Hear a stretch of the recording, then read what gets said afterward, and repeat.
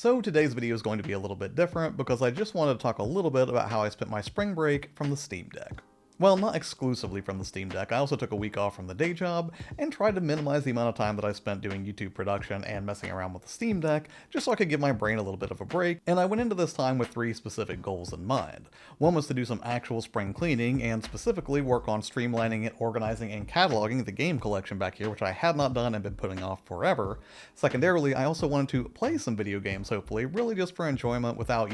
aiming to make any content out of it or anything like that. And then finally, I did want to squeeze in a couple of days where I really didn't do much at all, but really just appreciated some downtime and gave my brain a break so I could kind of get the creative juices flowing again. Although I will say that despite my best efforts to take a break, I still did a little bit of Steam Deck stuff, like I still put out an episode of Twist last weekend, and I still had a few ideas here and there that I went ahead and wrote down as I went through this process. But yeah, that's all I'm going to talk about today, nothing crazy Steam Deck related or Steam related. So first let's talk about going through the physical game collection because that took a while. At this point I have roughly 1,000 games in my collection, which sounds like a lot, and I mean it is a lot, but it's also what I've accumulated over the course of like 35 years of collecting video games. And as I started going through and taking stock of every game that I had, including whether they were loose, complete in box, or new and sealed in a few cases, I did end up stripping a fair amount of games out of my collection. I would say probably about 50 to 75 if I had to estimate, and a lot of the games that I got rid of were Switch games because, like I already mentioned in that video a few weeks back, the Steam Deck really hasn't validated the need for a lot of the games that I would have kept in my Switch collection.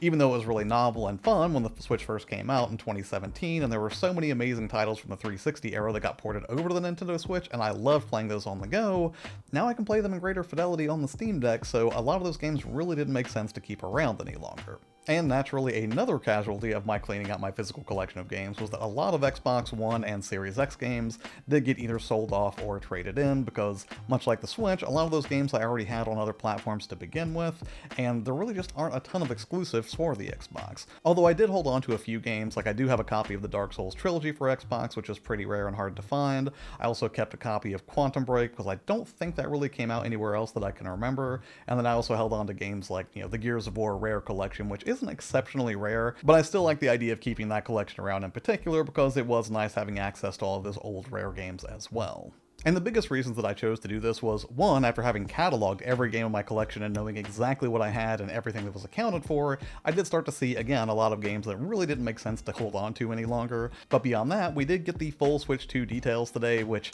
I know I'm going to pick up the Switch 2, and I'm positive that a lot of those games are going to make their way into my collection, so it made sense to kind of make room for some of those specifically within the Switch collection. But the other nice thing about selling off parts of your collection or trading things in is that it makes room for more things in your collection. And I actually found some really cool stuff as I just ran around the different game shops over the past week or so. When it comes to the 7th generation, I think it's the 7th generation where we have the PS4 and the Xbox One, I think that's right. But I did pick up two games that I've wanted in my collection for a while, and now I finally have them. One would be Deadpool for the Xbox One, ironically, because it does play on the Series X, and I've wanted to play through that forever. And then secondarily, I also got a copy of X-Men Origins Wolverine, which I completely ignored when this game first came out because I assumed it was just going to be another movie tie-in game, and by extension, likely quite bad. But when I found out it was basically Wolverine God of War edition and it was hyper-violent, visceral, and over the top, I was very happy that I was able to find one of these in the wild. And when it comes to current gen stuff, since I really predominantly collect for the PlayStation 5 at this point for anything that's not on Steam, I was able to find 3 different remasters. One is on the way, and that would be Shadows of the Damned Hella Remastered, which I've never played before and I'm excited to check it out. The second one would be Lollipop Chainsaw, which I was very surprised to find a physical copy of this nearby because I completely missed out on the pre-order for that, and I would have had I remembered to do it. And then finally, I also got Dead Rising Deluxe Remastered, which I suspect that's not going to be a super rare game or anything like that, but considering I did originally play that on console, I did like the idea of firing up the remastered version on my PS5. And when it comes to the Switch, I really didn't get much, although I did pick up a copy of Xenoblade Chronicles X because I've never played it before. I've heard tons of people rave about it, and by all rights, I probably could just go ahead and emulate it on the Steam Deck, but I did like the idea of playing it in a higher visual fidelity and really just finally seeing what all the fuss is about. Oh, and you know what? One more thing, I did fall into the trap of reconsolidating Resident Evil games physically, even though I like having them all on the GameCube and on Steam, and I think I have most of them on the Xbox. I wanted PS5 physical copies as well for Resident Evil 2, 3, Village, and 7. And while it was cool grabbing some modern console games that I did not yet have in my collection, I was most surprised to find that I actually loaded up on some 3DS and DS games to kind of fill some gaps in my collection, and I really forgot how much I love that system. Well, both of those systems, the DS and the 3DS. When it comes to the DS, one of my favorite games for it was Castlevania Dawn of Sorrow, which, as we all know, you can easily play in the Castlevania Advance Collection now on Steam, but it really bugged me because I have all of the Castlevanias physically, but somewhere along the way I lost my copy of Dawn of Sorrow, even though I still had the original case and manual for it, so I was pretty happy to find a local copy of it so I could finally make that complete again. And then also on the 3DS front, I was able to get a copy of Kirby Triple Deluxe, which I had never played before, and then I started playing it during my break and had a whole lot of fun with it. And then finally, one more DS game that I really like, and I never really hear people talk about it, and it only ever came out on the Nintendo DS, and you cannot play it anywhere else, unless of course you emulate it on the Steam Deck, and that would be Elite Beat Agents, which I have the game for it, but somewhere along the way I lost the case and the manual. Thankfully I was able to find both of those locally, specific at Warp Zone, where my buddy Darren hooked me up with that on a decent trade, so thank you for that, Darren, if you're watching. So yeah, ultimately it was really fun just running around some local shops and GameStop, and really just taking in the ambiance and being around other gamers who were also just, really excited to like paw through old cartridges or PS1 games or Vita games or DS games or whatever it was, and really just sort of feel that feeling again, something that I don't often get from digital. But by far the weirdest thing that happened during the spring break, which had absolutely nothing to do with video games and actually had a lot to do with a card game of all things, was I went to GameStop on Thursday morning. I did not realize that's when they were launching apparently a new set for the Pokemon trading card game, a game that I know absolutely nothing about. I know about Pokemon, I've enjoyed Pokemon in the past, here and there as I've dabbled in the series as the years have gone on, but I never really got into the card game. While I was there, the manager of my GameStop, Casey, who was an absolute sweetheart, convinced me that I should buy 5 of the booster packs of the new cards for, I believe it's called Journey Together. I think that's right. If I'm not, please don't roast me in the comments. I just don't know any better. But she convinced me that I should probably buy them. I argued that I don't know anything about Pokemon cards, so why would I buy them? And she said, you know what, it's just fun, and for all you know, you might pull some really cool card. So, you know what, I gave into peer pressure, bought 5 packs of those cards, and you know what? I opened them up, and I just handed them over to Joey, one of the associates that works at my GameStop, and I was like, I don't even know what I'm looking at here, you'll have to tell me if anything in this is good, and this came out of the first pack, which apparently is very good, and I had no idea.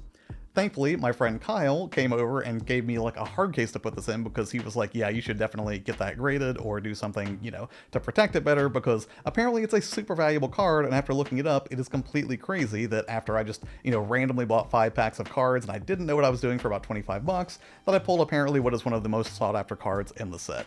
Go figure. So yeah, that weird anecdote about Pokemon aside, I did actually get to play some video games during my downtime when I wasn't busy just doing a ton of cleaning and organization and video game stuff in the physical realm, and I spent a lot of that playing more Assassin's Creed Shadows, which continues to be a really good time, even though it's not quite perfect. And I started playing through Split Fiction online with my dad and my mom intermittently, actually. They've both been playing, and it's an incredibly good time, and I can see exactly why this game is getting all the praise that it is right now. And then finally, like I already mentioned, I've been spending a ton of time with the 3DS, which in turn really just led me back to the Steam Deck near the end of the week, because now, even though I've kind of already gone through the process of doing a reset on my Steam Deck and getting the emulators all redone, now I'm going really hard on 3DS and DS emulation just because I know there's a lot of games out there that I would really like to play that I never got around to, but some of those games are outrageously expensive too. For instance, if you want to play something like Heart Gold or Soul Silver, a Pokemon game that my buddy Kyle very much vouches for and would like to play with me, you have to spend something like 150, 160 bucks in the secondary market if you want the ability to play that game.